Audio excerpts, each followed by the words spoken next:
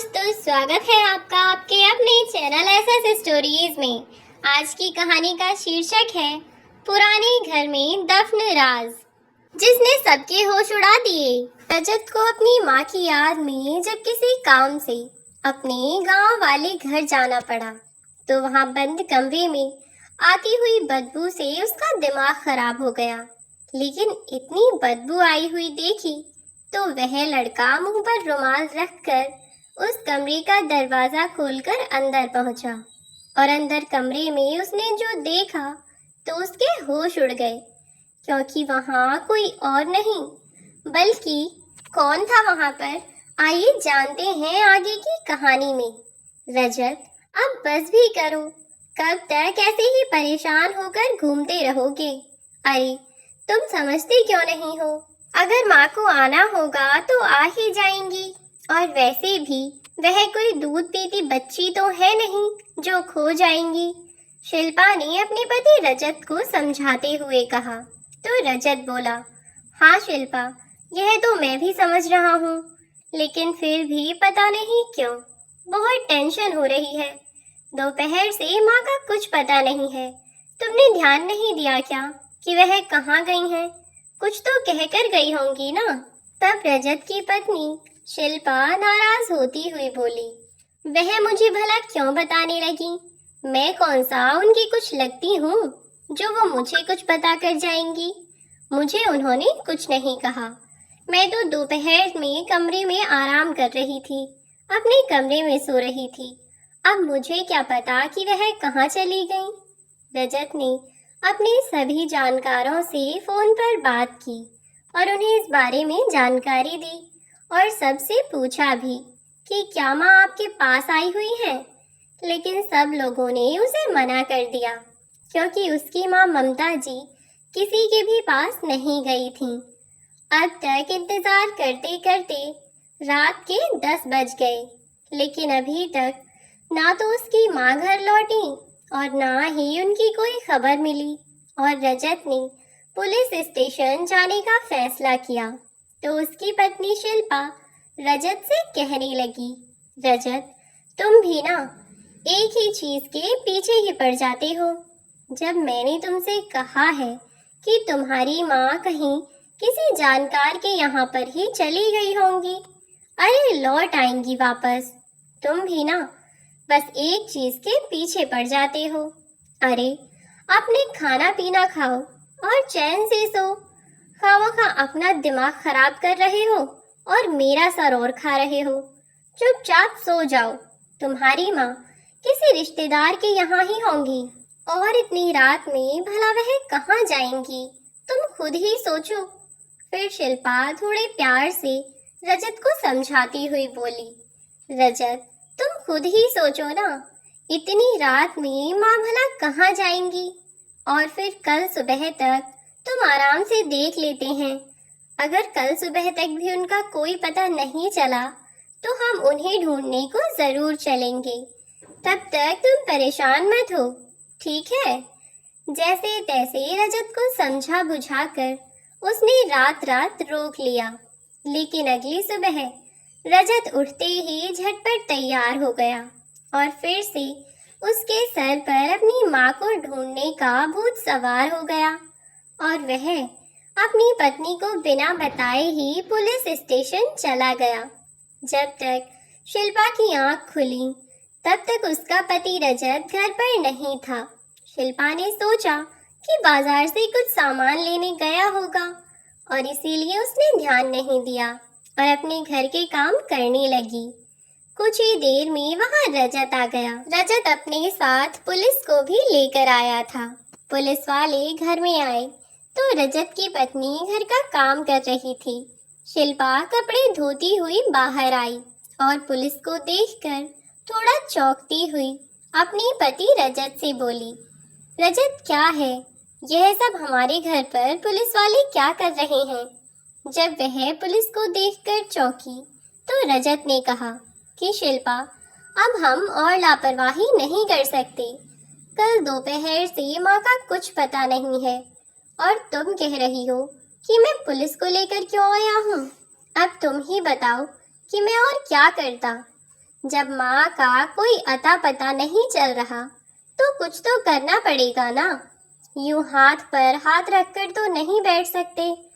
Police आकर घर में सब लोगों से पूछने लगी और क्योंकि घर पर शिल्पा ही थी और उसका छोटा सा बेटा था, इसीलिए पुलिस ने सबसे पहले अपने बयान में, अपनी गवाही में उन्हें शामिल किया। ममता जी जब से गायब हुई थीं, तब लास्ट बार उन्हें शिल्पा ने ही देखा था और इसीलिए पुलिस वालों ने शिल्पा से पूछताछ शुरू की।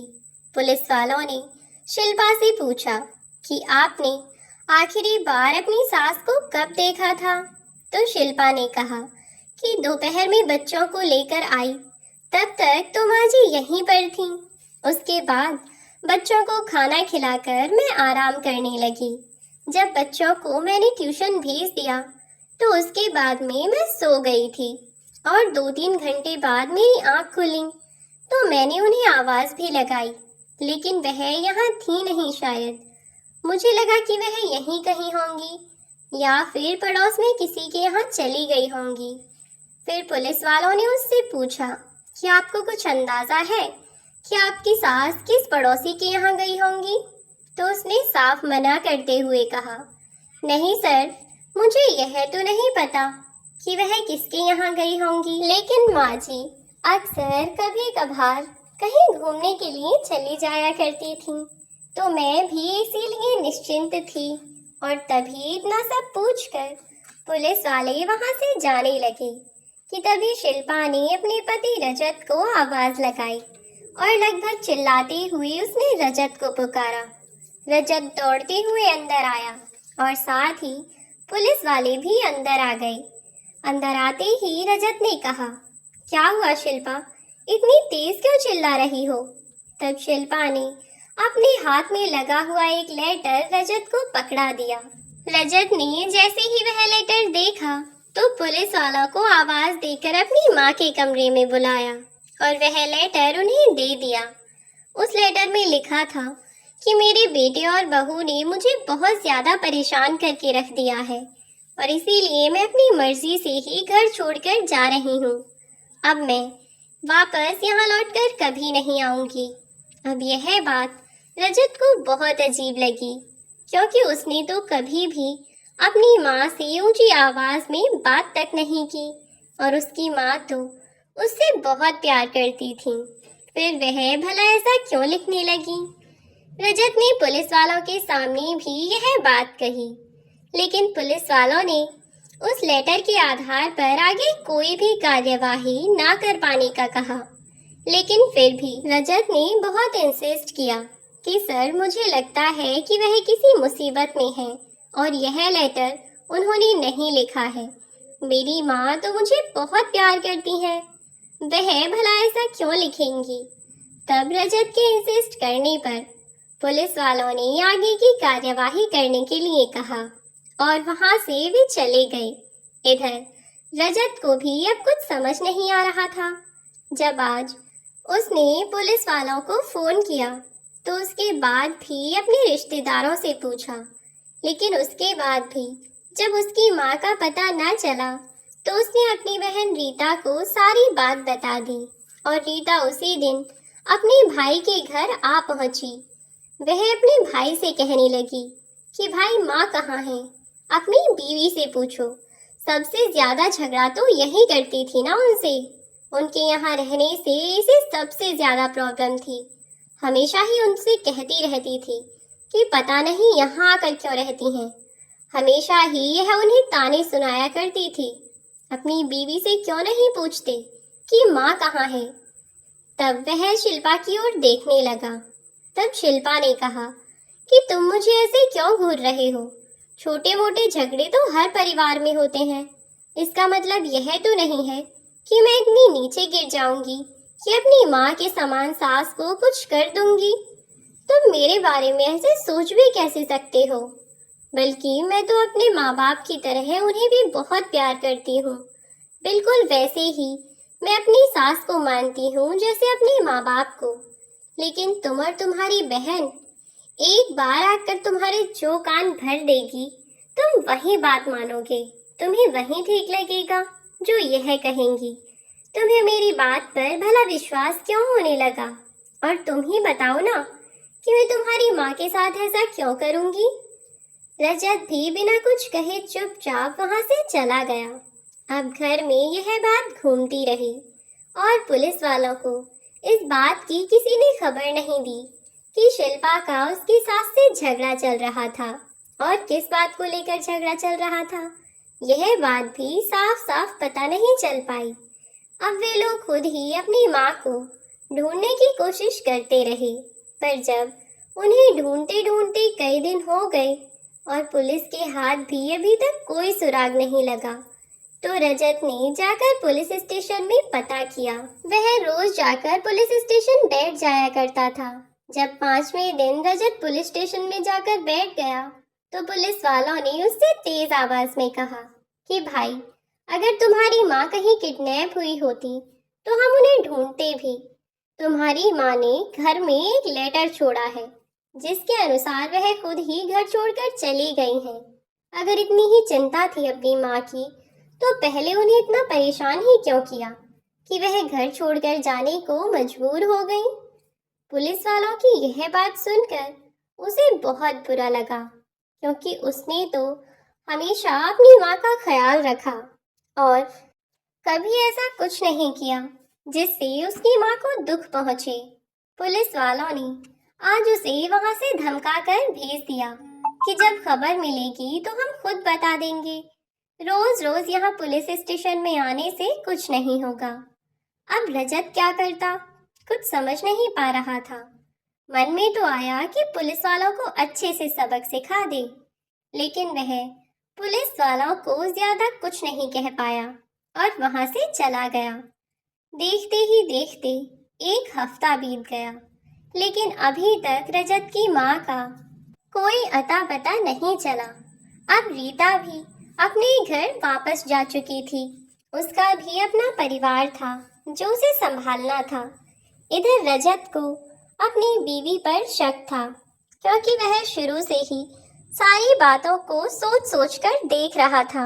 और अजीब बात उसे यह लगी कि वह जब अपनी माँ के चक्कर में लगा हुआ था और इधर उधर घूम रहा था, तब भी उसकी बीवी उसे यही कह रही थी कि रजत, जो होना था सो हो गया।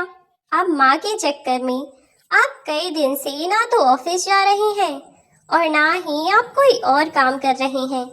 अगर ऐसे घर बैठे तो काम नहीं चलेगा, और ना ही मुन्ना की हम डेली डेली छुट्टियां करवा सकते हैं। 4-5 दिन हो गए इसकी डेली छुट्टियां हो रही हैं। उसे बिना स्कूल गए अब कई दिन हो गए। उसकी यह बात तो रजत को ठीक लगी, लेकिन वह तो पहले दिन से ही लापरवाही कर रही थी। ऑफिस तो जाना शुरू कर दिया अब रजत ने, साथ ही अपने बाकी के रोजमर्रा के काम भी वह देखता रहा। लेकिन अब उसके दिमाग में यह बात चल रही थी कि पहले दिन से लेकर अब तक जब से माँ खोई है, तब से ना ही तो शिल्पा ने उन्हें कुछ याद किया है और ना ही उन्हें ढूंढने की कोशिश की। यहाँ तक कि मैं माँ को ढूंढ रहा हूँ तब भी उसे आपत्ति है। शुरू से लेकर अंत तक सारी चीजों को एक के बाद एक वह सोचता रहा, तो उसे शिल्पा पर कुछ शक हुआ और इस बार पुलिस स्टेशन में जाकर उसने पुलिस ऑफिसर से बात की और कहा कि सर, मुझे अपनी बीवी पर शक है। मुझे लगता है कि उसने मेरी माँ के साथ कुछ किया है। यह बात सुनकर पुलिस वालों को थोड़ा अजीब लगा। फिर वह बोले कि तुम अपनी पत्नी पर शक तो जता रहे हो, लेकिन किस बिनाह पर तुम्हें ऐसा लगता है कि उसी ने यह सब किया है? तब रजत ने कहा कि सर, मुझे सारी बात तो नहीं पता, लेकिन माँ के गायब होने से 2 दिन पहले जब मैं ऑफिस से आया था, तब मेरी बीवी और मेरी माँ में किसी बात को लेकर बहस हो रही थी और मेरी माँ कह रही थी कि अगर मैंने फिर से तुझे यह सब करते देखा तो मैं सब कुछ अपने बेटे को बता दूंगी और फिर तू इस घर में रहने के लायक भी नहीं रहेगी। तब तुझे पता चलेगा जब तू सड़कों पर भटकती फिरेगी। और इसके बदले में मेरी बीवी ने भी मेरी माँ को उल्टा जवाब दिया। फिर मुझे देखकर दोनों ही चुप हो गए। मैंने माँ से कई बार पूछने की कोशिश भी की, लेकिन माँ ने मुझे कुछ नहीं बताया। कहा कि बेटा अभी तू सब्र कर। अगर मुझे लगा कि तुझे यह बात बतानी चाहिए तो मैं खुद ही किसी दिन तुझे सब कुछ बता दूंगी। उससे पहले तू मुझसे जिद मत करना कुछ भी जानने की, और ना ही कुछ भी पूछने की, और अपनी गृहस्थी पर तू ध्यान दे। लेकिन माँ के गायब होने के बाद मैं किसी भी तरह बस माँ को ढूंढना चाहता था, और उन सब के चक्कर में यह बात मेरे दिमाग से ही निकल गई और मैं इन सब बातों पर बिल्कुल भी गौर नहीं कर पाया। लेकिन आज जब मैंने ठंडे दिमाग से सोचा तो मुझे इस बात का एहसास हुआ कि कहीं ना कहीं यह सारी चीजें एक दूसरे से जुड़ी हुई हैं। ऐसे में इन दोनों के झगड़े के बाद अचानक से माँ का ही यूं गायब हो जाना कुछ तो अजीब जरूर है सर। आप प्लीज इन सब के बारे में पता कराएं, वरना मजबूरन मुझे किसी और की मदद लेनी पड़ेगी। यहाँ के डीएसपी मेरे अच्छे खासे जानकार हैं और मुझे उम्मीद है कि आप नहीं चाहेंगे कि आपके सीनियर ऑफिसर से आपके ऊपर प्रेशर बनाया जाए या फिर आपको काम ढंग से ना करने की वजह से कुछ सुनाया जाए। उम्मीद है सर कि आप समझ रहे होंगे कि मैं क्या कह रहा हूँ। इतना कहते ही इंस्पेक्टर ने कहा कि ठीक है, आपको डीएसपी के पास जाने की जरूरत नहीं है, और वैसे भी हम तो अपना काम अच्छे से कर ही रहे थे। आपने हमें यह सब बातें पहले क्यों नहीं बताई? यह सब बातें तो बहुत अहम है। ऐसे में आपने यही बातें हमसे छिपाई हैं। अब आप आराम से अपने घर जाइए। आपकी माँ के दोषी को हम ढूंढ लेंगे।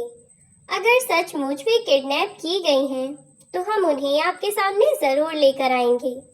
अब वह अगले दिन किसी काम से शहर से बाहर जा रहा था कि शहर से बाहर जाते हुए उसके गांव के सामने उसे एक छोटी बच्ची रोती हुई दिखाई दी।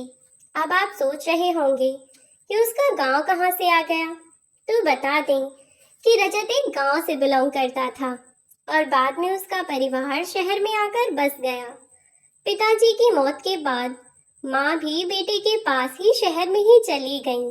तब से उनके गांव में कोई नहीं रहता और वह लड़की बहुत ज्यादा रो रही थी। तो उसे रोता हुआ देखकर रजत ने उससे पूछा कि क्या हुआ बेटा। तब वह लड़की कुछ नहीं बोली और गांव की ओर उसने इशारा किया। रजत को लगा कि शायद यह लड़की इसी गांव की है, तो वह उसे अपनी गाड़ी में बिठाकर अंदर अपने गांव में चला गया। उसने गांव की शुरुआत में ही उस लड़की को कह दिया कि बेटा जब तुम्हारा घर आ जाए तो बता देना। उस लड़की ने रजत को अपना घर आने पर बता दिया और रजत ने उस लड़की को वहीं उतार दिया और वहीं से वह वापस गाड़ी मोड़ने लगा। तभी उसे लगा कि क्यों ना एक बार जाकर अपने बचपन की यादों को ताज़ा कर ले, जाकर अपने उस घर को भी देख आए जहां उसने अपना इतना जीवन बिताया है। जैसे ही वह अपने घर के पास पहुंचा तो उसके पड़ोस की चाची काकियों से उसने प्रणाम किया। तब उन्होंने उसे बताया कि अभी एक हफ्ते पहले ही तो तुम्हारी पत्नी यहाँ आई थी। वह कह रही थी कि सासू माँ ने कुछ सामान लेने के लिए भेजा था, बस वही लेने के लिए आई थी। जब रजत को यह पता चला तो उसे बहुत अजीब लगा और उसने उन्हें इस बारे में कुछ भी नहीं बताया, क्योंकि अपने घर की बेइज्जती वह नहीं करना चाहता था। अब उसने अपने घर का दरवाजा खोला और वह अंदर घुस गया। अंदर जाकर बरामदे में देखा कि वहां ऐसे ही कूड़ा कचरा पड़ा हुआ था, क्योंकि उनका यह घर काफी समय से बंद था। गांव के उस घर में कई कमरे थे। लगभग 5 से 7 कमरों का वह घर काफी समय से बंद था। अब उसने फिर से एक दरवाजा खोला और अंदर चला गया। अंदर घुसने के बाद उसने इधर उधर नजर मारी और अपने बचपन को याद करने लगा कि कैसे वह और उसकी बहन पूरे घर में शैतानियां करते हुए घूमते थे और उनके पीछे पीछे उनकी माँ उन्हें पकड़ने को दौड़ती थी। यह सब चीजें याद करके वह थोड़ा इमोशनल हो गया और अपनी माँ के कमरे में जाने लगा कि तभी उस रास्ते पर उसे महसूस हुआ कि वहां से बहुत बदबू सी आ रही है। जैसे जैसे वह अपनी माँ के कमरे की ओर बढ़ रहा था, वैसे वैसे वह बदबू और गहरी होती चली गई। पहले तो उसे लगा कि शायद कोई जानवर मरा पड़ा होगा, बंद घर में बिल्ली, कुत्ता या कोई और जानवर फंस गया होगा, तो उसी की वजह से यह बदबू आ रही है। लेकिन पास जाने पर वह बदबू इतनी ज्यादा हो गई कि अब उसे संदेह होने लगा। अब वह यह तो समझ गया था कि यह बदबू कोई मामूली बदबू नहीं है, यहाँ कुछ तो गड़बड़ जरूर है। अपनी नाक पर रुमाल रख कर वह घर की ओर बढ़ता चला गया और जैसे ही वह अपनी माँ के कमरे में पहुंचा, वहां पर इतनी ज्यादा बदबू थी कि वह बदबू उसकी बर्दाश्त की हद के बाहर थी। लेकिन फिर भी हिम्मत करके उसने दोनों रुमाल अपने मुंह पर रखे और कमरे में वह इधर उधर देखने लगा कि शायद उसे कुछ दिख जाए। लेकिन उसे कुछ भी दिखाई नहीं दिया, सब कुछ सामान्य था। बस वहां पर एक गुलदस्ता पड़ा हुआ था जो कि टूटा हुआ था और उस टूटे हुए गुलदस्ते के पास में ऐसा लग रहा था जैसे यहाँ पर कुछ साफ किया गया हो। बाकी सब जगह धूल मिट्टी बहुत ज्यादा थी, बस उस एक जगह पर थोड़ी सी जमीन साफ थी।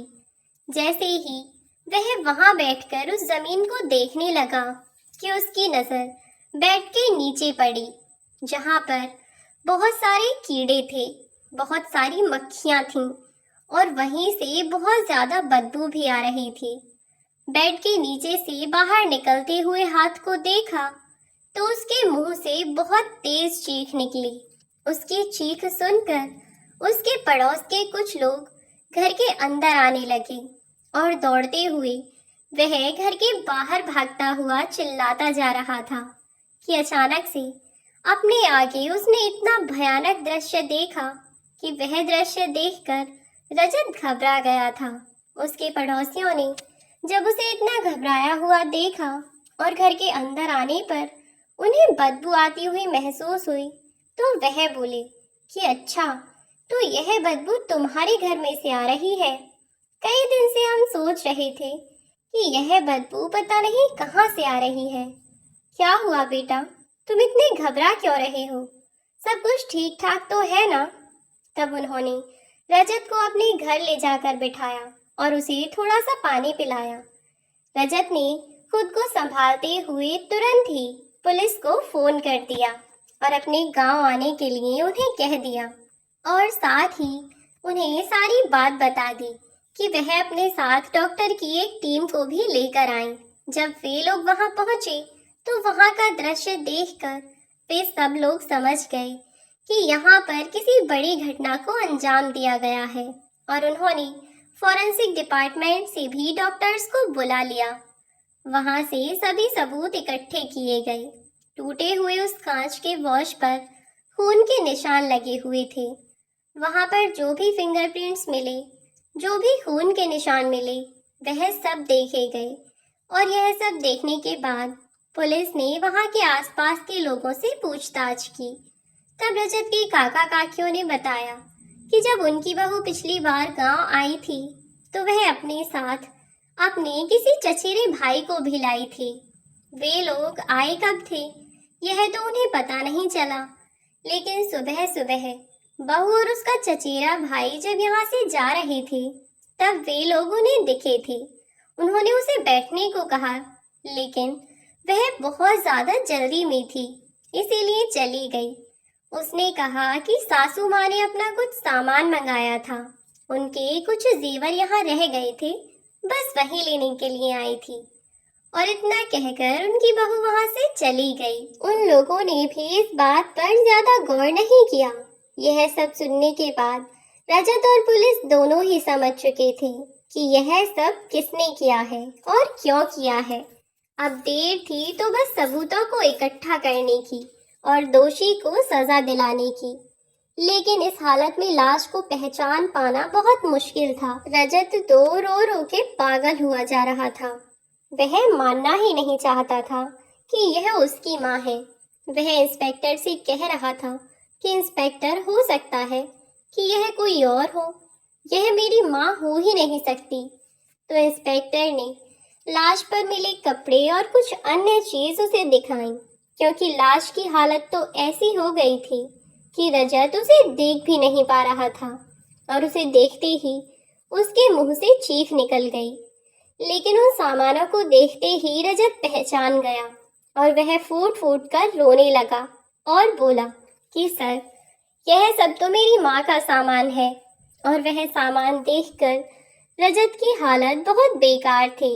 जनरली लड़के रोते नहीं हैं, लेकिन रजत अपनी माँ के बहुत करीब था और अपनी माँ की ऐसी हालत देखकर वह खुद को संभाल नहीं पा रहा था। पुलिस ने तभी रजत को समझाया कि आपको खुद को संभालना होगा।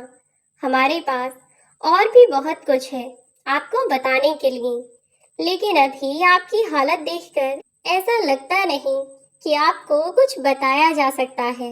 हिम्मत कीजिए और खुद को संभालिए। अभी आपको आपकी माँ के खूनी को सजा भी दिलवानी है। तुरंत ही रजत पुलिस के साथ अपने घर पहुंचा। जैसे ही दरवाजे पर दस्तक हुई, शिल्पा ने आकर दरवाजा खोला। पुलिस को अपने सामने देखकर शिल्पा घबरा गई और कुछ समझ नहीं पाई कि वह क्या करे। उसने विंडो से भागने की कोशिश की, लेकिन पुलिस वालों ने उसे पकड़ लिया। जब उसने भागने की कोशिश की तो इससे यह साफ साबित हो गया कि इसने कुछ तो ऐसा किया है जिसके कारण यह डरकर भाग रही है। अब पुलिस वालों ने उसे हिरासत में ले लिया और उसके बयान दर्ज कर लिए। पहली बार में तो शिल्पा कुछ भी कहने को तैयार नहीं हुई, लेकिन जब पुलिस स्टेशन में स्थित लेडी कांस्टेबल ने उस पर अपने हाथ साफ किए तो 2 डंडों में ही वह अपना सच कबूल करने लगी। तब शिल्पा ने पुलिस वालों को बताया कि जब उसकी सास यहाँ उनके पास रहने को आई थी, तब उनके आने से शिल्पा की आज़ादी बंद हो गई थी। वह अपनी मर्जी से कहीं बाहर आ जा नहीं सकती थी। दरअसल पिछले 8 महीने से शिल्पा का करण नाम के एक लड़के के साथ अफेयर चल रहा था और इसीलिए अपनी सास के आने पर वह उस करण से मिल नहीं पाती थी। जब 6 महीने पहले उसकी सास उसके पास आई थी, तब से वह करण से काफी दूर दूर रहने लगी थी। तब करण ने उससे उसकी वजह पूछी तो उसने अपनी सास का नाम ले दिया। करण ने उससे मिलने के लिए जिद की तो वह उससे मिलने चली गई और इस बारे में किसी को कुछ पता नहीं चला। जब एक बार ऐसा हुआ तो वे लोग अक्सर ही मिलने लगे। रजत तो सुबह ही अपने ऑफिस चला जाता था। उसके बाद अपने बेटे को स्कूल छोड़ने के बाद वह पूरी तरह से आज़ाद रहती थी। इसी बीच वह अपने बॉयफ्रेंड करण से मिलती रहती। सास के आने के बाद भी वह बहाने बनाकर निकल जाया करती। एक दिन उसकी सास ममता जी ने उसे वीडियो कॉल पर बात करते हुए देख लिया और उस दिन उन्होंने अपनी बहू को बहुत डांट लगाई और उन्होंने कुछ ऐसा देख लिया था जिसे वह बर्दाश्त नहीं कर पाई। इसीलिए उन्होंने अपनी बहू को धमकी दे डाली कि अगर आज के बाद उसने अपने आप को नहीं सुधारा तो यह सब बातें वह अपने बेटे को बता देंगी। तब करण और शिल्पा ने मिलकर एक ऐसा प्लान बनाया जिससे कि वह अपनी सास को अपने रास्ते से हटा सकें। और इसके लिए जब रजत अपने ऑफिस चला गया था और शिल्पा का छोटा बच्चा अपने स्कूल चला गया था, तो उसकी सास अपने कमरे में आराम कर रही थी। इस बीच करण को शिल्पा ने अपने घर बुला लिया और अपनी सोई हुई सास का गला दबाकर उन दोनों ने उन्हें मार दिया। सास की मौत के बाद शिल्पा को उनकी डेड बॉडी ठिकाने लगानी थी और अब उसके बेटे के स्कूल से आने का समय हो रहा था, तो इसीलिए उसने और करण ने मिलकर कुछ समय के लिए अपनी सास की बॉडी को घर के आसपास की ही किसी जगह पर ही छिपा दिया। रजत तो अपनी माँ को ढूंढता हुआ पागल हुआ जा रहा था और वह रात के समय भी अपनी माँ को ढूंढने के लिए निकल गया, जबकि शिल्पा ने कहा था कि घर पर आराम करो। जैसे ही इधर रजत अपनी माँ को ढूंढने के लिए निकला, वैसे ही उधर करण आ गया और करण की गाड़ी में अपनी सास की उसने बॉडी रखवा दी। उसके बाद वे दोनों वहां से निकलने का मौका ढूंढने लगे। रात को 1 बजे के आसपास रजत की आंख लगी और इस समय लगभग सभी लोग सोए होते हैं, तो शिल्पा चुपके से उठकर बाहर गई, जहां गाड़ी में बैठा हुआ करण उसका इंतजार कर रहा था। वे दोनों रात को 1 बजे ही पास ही के गांव में, रजत के गांव में पहुंच गए। वहां की सारी जानकारी शिल्पा को भी थी, तो शिल्पा ने जाकर चुपचाप दरवाजा खोला और अपनी सास की डेड बॉडी को ठिकाने लगाया और चुपचाप वे वहां से निकल रहे थे।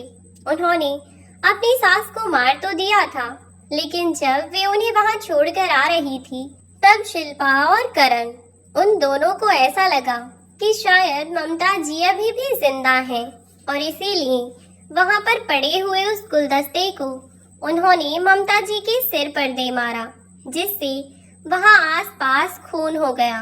तो उन दोनों ने वहां की साफ सफाई की और खून को भी साफ करके, अपने हाथ साफ करके वे दोनों जब निकले, तब तक 4 बज चुके थे और गांव में 4 बजे बहुत से लोग जाग जाते हैं। तभी उसके काका और काकी ने उन्हें देख लिया था। जब शिल्पा को उसके काका ने देख लिया, तो शिल्पा ने बहाना बनाया था कि यह मेरा चचेरा भाई है और मैं यहाँ कुछ सामान लेने आई थी।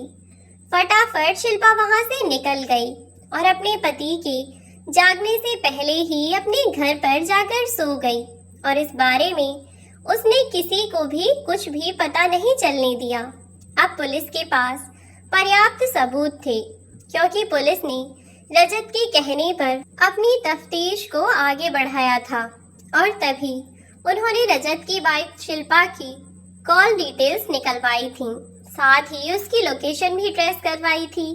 शिल्पा सबसे ज्यादा बात किया करती थी करण से, तो करण की डिटेल्स पता करने पर वे लोग जब करण के पास पहुंचे और उन लोगों ने करण को भी उठा लिया, फिर करण ने अपने मुंह से सारा सच कबूल कर लिया था। इतने सबूत उन दोनों के लिए सजा दिलवाने के लिए काफी थे और रजत ने अपने मन की भड़ास निकालते हुए अपनी पत्नी को कई थप्पड़ मारे, यहाँ तक कि वह तो वहीं पर उसका गला दबाने लगा। पर पुलिस वालों ने उसे छुड़ा दिया और कहा कि रजत, कानून इसे सजा देगा। तुम इसके खून से अपने हाथ गंदे क्यों करना चाहते हो? तुम निश्चिंत रहो, हम इसे कड़ी से कड़ी सजा दिलवाएंगे ताकि भविष्य में कोई भी ऐसा ना कर सके, और अगर कोई ऐसा करने के बारे में सोचे भी तो उसकी रूह कांप जाए। रजत का रो रो कर बुरा हाल था। वह समझ ही नहीं पा रहा था कि वह क्या करे। एक और उसे जन्म देने वाली, उसे इतना प्यार करने वाली उसकी माँ यह दुनिया छोड़कर जा चुकी थी और उधर उसे उसकी पत्नी ने इतना बड़ा धोखा दिया। उसकी पत्नी की महत्वाकांक्षाओं के कारण उसका छोटा सा बेटा आज अपनी माँ से अलग हो गया और वह अपना जीवन अपनी माँ के बिना ही बिताएगा। और इधर करण का परिवार उजड़ गया। वह किस किस चीज के लिए रोता, चाहकर भी खुद को काबू नहीं कर पा रहा था। इधर रजत ने अपनी पत्नी को डाइवोर्स दे दिया और अपनी माँ के कत्ल का केस भी उस पर डाल दिया। शिल्पा को उसके किए की सजा मिली और शिल्पा और करण दोनों को ही अपनी सास के खून के जुर्म में उम्र कैद की सजा हुई। तो दोस्तों, अगर यह कहानी आपको अच्छी लगी हो तो लाइक, शेयर और सब्सक्राइब करना बिल्कुल ना भूलें। Thanks for watching. Next video में मिलते हैं।